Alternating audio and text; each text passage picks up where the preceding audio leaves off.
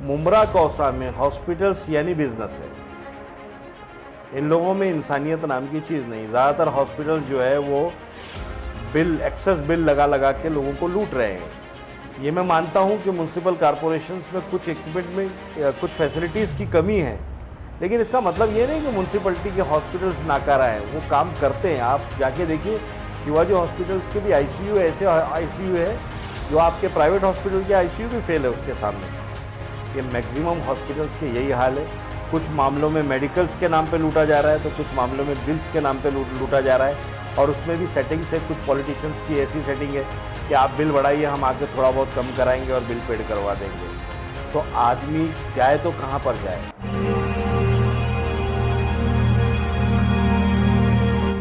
Yes भाई, जिस तरह से परसों एक मामला हुआ था अम्मार हॉस्पिटल और प्राइम हॉस्पिटल को लेकर, और देखा जा रहा है कि वहाँ पर हॉस्पिटल की लापरवाही तो लापरवाही, उसके बाद में जो जिस तरह से उन्होंने इस केस को गैर जिम्मेदारी से हैंडल किया और आखिरकार उस महिला की मौत हो गई। काफ़ी नुकसान हुआ है। उस महिला के 2 बच्चे भी हैं, लेकिन कोई हलचल नहीं है ना। तो पुलिस स्टेशन में खासतौर से कार्रवाई हुई है बराबर से जिस तरीके से होनी चाहिए, ना ही परिवार को कोई आश्वासन दिया गया कि आपके साथ इंसाफ मिलेगा। क्या कर सकते हैं सर आप? देखिए, थोड़ी सी इन्फॉर्मेशन में आपको शायद गलत इन्फॉर्मेशन मिली। पुलिस ने पूरी तरीके से कोऑपरेट किया है इस मामले में। कल ये मामला मेरी जानकारी में आया। 2-3 रोज़ से ये मामले चल रहे थे। उसके बाद जो नरजिस फातिमा जो इस मामले में एक्सपायर हो गई हैं, उनके शौहर हैं ये सरफराज साहब, जो मेरे साथ बैठे हुए हैं।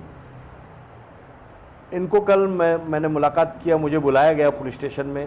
सारे इनके रिश्तेदारों ने, सबने मुझे कॉल करके बुलाया था, तो मैं उस मैटर में मैं वहाँ हाज़िर हुआ। मैंने देखा तो काफ़ी मॉब जमा था और काफ़ी पब्लिक में आक्रोश था मुमरा पुलिस स्टेशन में। खैर, हम लोगों ने उनको समझाया बुझाया, इनको भी समझाया बुझाया, और इन्हों कफन दफन करने के लिए तैयार नहीं थे।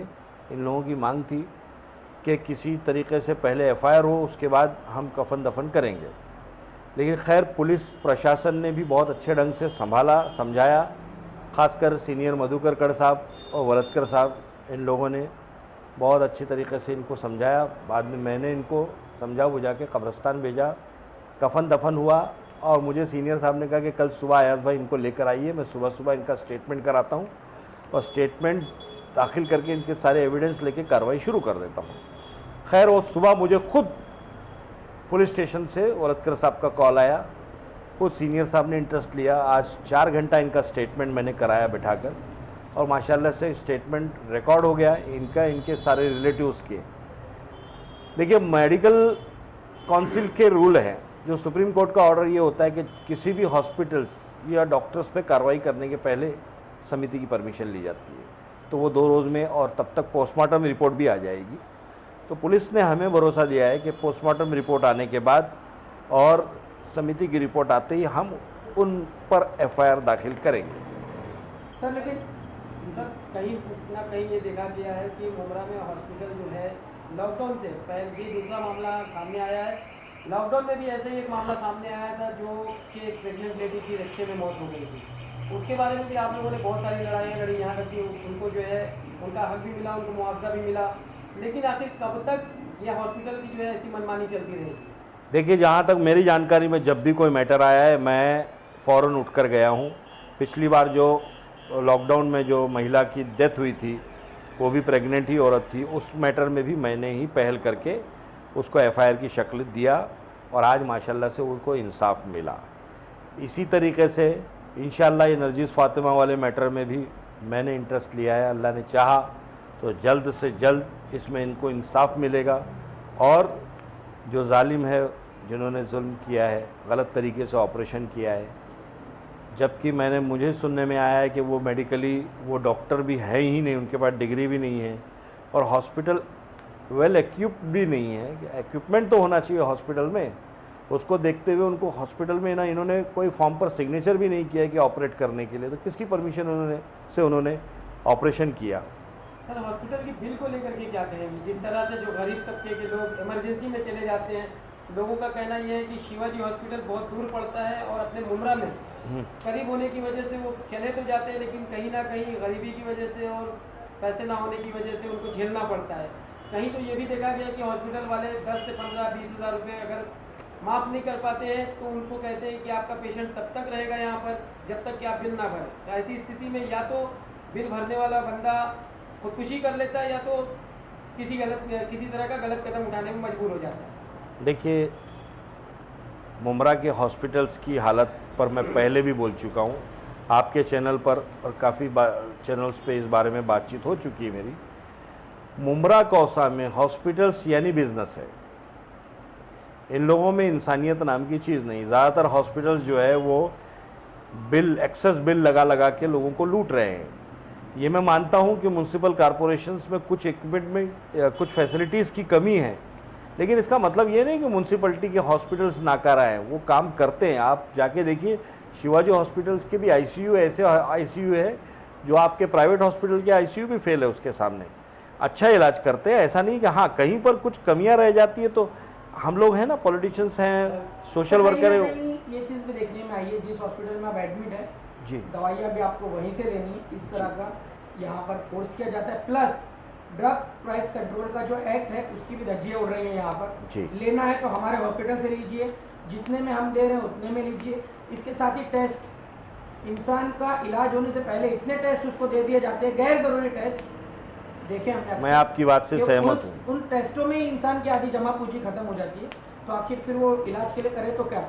और उसके बाद जब कुछ पैसे कम भी किए जाते हैं तो एक एहसान के तौर पर, जैसे हमने आप पे बहुत बड़ा एहसान किया, मुनासिब है ये सर? आपको लगता है ये मुनासिब है? बिल्कुल गैर मुनासिब है। और आपने जो इल्ज़ामात लगाए एकदम दुरुस्त इल्ज़ाम लगाया आपने। ये मैक्सिमम हॉस्पिटल्स के यही हाल है। कुछ मामलों में मेडिकल्स के नाम पे लूटा जा रहा है, तो कुछ मामलों में बिल्स के नाम पे लूटा जा रहा है। और उसमें भी सेटिंग्स है, कुछ पॉलिटिशियंस की ऐसी सेटिंग है कि आप बिल बढ़ाइए, हम आके थोड़ा बहुत कम कराएंगे और बिल पेड करवा देंगे। तो आदमी जाए तो कहाँ पर जाए, इसके भी एक क्राइटेरिया बनाना बहुत ज़रूरी। जबकि यहाँ के पॉलिटिशियंस को ये बात सोचनी चाहिए, एक अच्छे हॉस्पिटल्स की मुमरा में ज़रूरत है। मैंने बहुत सालों पहले मांग किया था, आज वो मांग पूरी होने जा रही, लेकिन हॉस्पिटल आज तक बना नहीं है, उसमें काम बाकी। इंशाल्लाह अगर वो हॉस्पिटल बन जाए तो शायद ये हॉस्पिटल्स के जितनी मनमानियाँ हैं वो कम हो सकती है।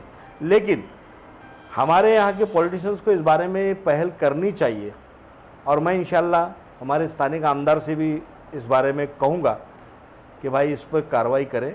और हॉस्पिटल्स के मामले में थोड़ी सी स्ट्रिक्टनेस दिखाने की ज़रूरत है, क्योंकि ये मनमाना व्यवहार चल रहा है। हमने कोरोना में देखा कि अच्छे अच्छे हॉस्पिटल्स वाले यहाँ पर कमा कर गए और डॉक्टर्स यहाँ पर आने के लिए तैयार नहीं थे। कुछ डॉक्टर्स ने बहुत अच्छी सेवा की मुमरा में, लेकिन कुछ लोगों ने तो मुमरा की तरफ पलट कर भी नहीं देखा, जिन्होंने अच्छे पैसे कमाए मुमरा से। एक डायलिसिस सेंटर खोला गया था जी, लॉकडाउन के दौरान। एक डायलिसिस सेंटर दरगाह के पास खुला जी, जो डोंबिवली का जो साई हॉस्पिटल है जी, उसके एडमिनिस्ट्रेशन की तरफ से यहाँ पर के मुमरा में जो डायलिसिस के पेशेंट्स हैं जो किसी वजह से डायलिसिस करा नहीं पा रहे लॉकडाउन में, मशीनें कम होने की वजह से, वो खोला गया सर। लेकिन टीएमसी की अब इसे लापरवाही कहें या फिर कोई सियासी चपलकश, पता नहीं क्यों वो बंद कर दिया गया। कहा जाता था कि वहाँ पे पानी, आप तो जानते हैं डायलिसिस में पानी लगता है, पानी की सप्लाई की वजह से। तो सर क्या इस किस्म की, जैसे अभी आपने कुछ कहा कि पॉलिटिकल इन्वॉल्वमेंट भी होता है, तो सर क्या इंसानी ज़िंदगी के मामले में या मेडिकल जो यानी कि सुविधा जो कि अति आवश्यक है, वो किसी भी सूरत में चाहे लॉकडाउन होना, क्या इन चीज़ों में पॉलिटिकल इन्वॉल्वमेंट मायने रखता है? क्या ये मुनासिब है? ये भी एक सवाल है सर। देखिए, जो बेज़मीर इंसान होगा वही इस तरीके की गंदी सियासत करेगा हॉस्पिटल्स के मामले में। डायलिसिस यानी किडनी पेशेंट्स के लिए कितना इम्पोर्टेंस है उसकी, ये आप लोग समझ सकते हैं। अगर एक पेशेंट के साथ डायलिसिस ना हो तो उसकी जान खतरे में आ सकती है। अगर वो डायलिसिस सेंटर शुरू हुआ है तो उसको कंटिन्यू रखना चाहिए था। अगर पानी एकदम मामूली चीज़ है पानी की फैसिलिटीज़ के लिए, मुमरा के अंदर मैं समझता हूँ कि बहुत मैक्सिमम एरिया में पानी की कोई शॉर्टेज नहीं है, ज़्यादातर एरिया में पानी अच्छा आता है। और अगर एक चीज़ अच्छी शुरू हुई तो उसको कंटिन्यू करना चाहिए। कोई चीज़ में कमी है तो उसको कमी को दुरुस्त करना चाहिए, और ये काम पॉलिटिशियंस का है। पॉलिटिशियंस का काम है लोगों की सेवा के लिए हर सुविधाओं को उपलब्ध करना। सरफराज भाई, जिस जगह आप बैठे हैं अयाज एहसन सर के साथ में, एक जाने माने समाज सेवक हैं, और मुमरा में कहीं भी मसाइल होते हैं तो वो उसमें जी जान से अपनी तरफ से भरपूर कोशिश करते हैं।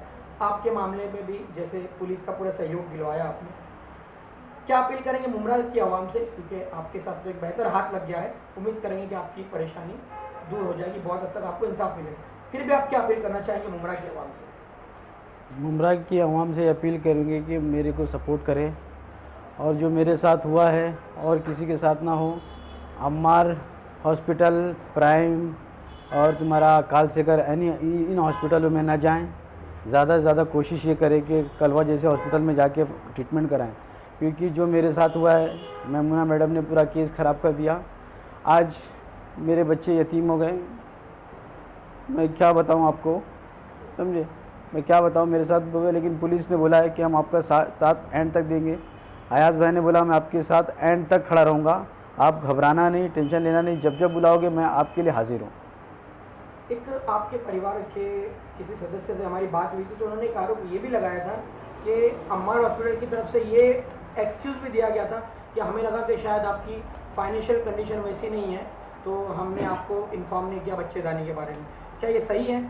नहीं, उन्होंने बोला मुझसे 15 मांगा, फिर बुला के बोलता है 20 दो, फिर बोलती है मैडम कि ऐसा नहीं चलता है। मैंने मैडम आपने 15 बोला, मैं 15 किया, आप 17 बोली, मैं 17 किया, फिर बोले 20 करो, ये क्या है? बोले नहीं तो क्या, ये गुलाब पार मार्केट में देखते हो ना कितनी भीड़ लगी रहती है। मैडम मैं गुलाब पार मार्केट में खड़ा हूँ, मैं हॉस्पिटल में खड़ा हूँ। बोले गुलाब पार में मार्केट में कैसे शॉपिंग कर रहे, देखो कितनी गर्दी है, ये मैडम मुझे बोल रही हैं। फिर बाद में बोलती है जाओ, ऐसा मेरे को जवाब दिया। आपका कोई फाइनेंशियल प्रॉब्लम नहीं था, उसको बहाना बनाया था? हाँ, बहाना बनाया जा रहा था। मैंने बोला मैडम कम करिए, मैडम आपने 20 बोला है, आप 17 पे, उन्होंने बोला था 17 पे, आप बोलती है 20 दो, तो अभी इमरजेंसी में आदमी कहाँ से देगा? लॉकडाउन का टाइम चल रहा है और पैसा नहीं, और मेरी वैसी भी तबीयत हालत ख़राब है, और बीवी को मेरी ऑपरेशन थिएटर में लेके गया उन्होंने, और जब करने के लिए वक्त चाहिए था, और वो बोले जब तक आप नहीं देंगे, जब तक अगर आप पैसा नहीं देंगे तो तुम्हारी वाइफ को यही रखेंगे बांध के, यहीं रखेंगे, और मैं कुछ दवा नहीं दूंगी, दवा मैं कुछ भी नहीं दूंगी, सब बाहर से लिख के दूंगी। तो मतलब मैडम ऐसा मत करो, ये ऑपरेशन थिएटर में ले जाने में तो ले गई, तब बोले उन्होंने। बस हर बार वो हर एक 2 घंटे में 3 घंटे में बोलती कि मुझे 2000 बड़ा 3000 मिलेगा। ऐसा नहीं होता है, जब तक डॉक्टर लोग को नहीं मिलेगा तो कैसे काम करेंगे? जितना पैसा उतने में काम होता है, ऐसा बोल रही डॉक्टर मैमुना मैडम। सपोर्ट कीजिए, एंड तक मेरे साथ खड़े रहिए और मुझे इंसाफ दिलाइए। मेरे 2 छोटे बच्चे हैं, उनके बारे में सोचिए।